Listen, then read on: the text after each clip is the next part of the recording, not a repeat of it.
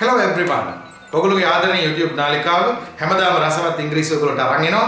අද අපි කියලා දෙන්නේ in a way. Ratatama English. in a way කියලා කිව්වහම විවිධ වචන භාවිතා කරමින් මේක පාවිච්චි කරන්න පුළුවන්.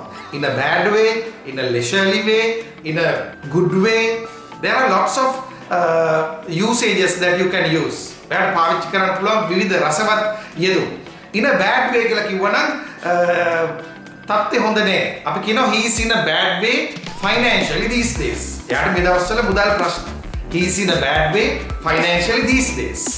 ඔයා දැන් යමක් කරනවා නම් බොහොම විවේක පාඩුයි.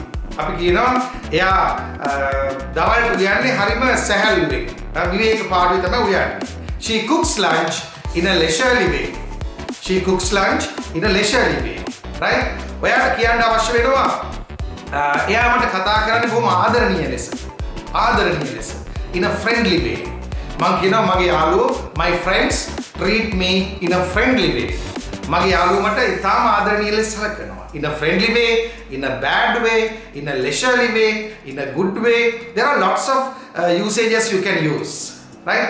රසවත් ඉංග්‍රීසි කතා කරන්න ඔයාගේ ඉංග්‍රීසි හොඳ වෙන්න ඕනේ. ඔයා කතා කරන ඉංග්‍රීසි අනිත් අයට දැනෙන්න ඕනේ.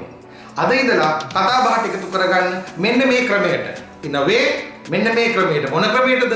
In a leisurely way. බොහොම විවේක පාඩුවේ. In a bad way. නරක විදිහට. In a friendly way. ඒගොල්ලෝ මට සලකන්නේ බොහොම ආදරෙන්. They treat me in a friendly way. Right? මම මගේ අධ්‍යාපන කටයුතු කරන්නේ මහන්සියක් නැතුව. I do my studies in a leisurely way. In a leisurely way. Right? මම අපි කියනවා යාට හරියට ප්‍රශ්න. My sister is in a bad way financially these days after the COVID-19 pandemic. My sister is in a bad way financially. අක්කට සල්ලි නැහැ. රසවත් ඉංග්‍රීසි කතා කරන්න හොඳ භාවිතයන් වගේ කතාවට එකතු කර ගන්න ඕනේ. අපි හැමදාම රසවත් භාවිතයන් අරන් එනවා. හෙට අරන් එන භාවිතය මීට වැඩි රසවත් එකක්. හෙට අලුත් භාවිතයක් ලැබෙනතුරු පොතේ ලියන්න නැතුව හිතේ ලියා ගන්න. Ratatama English.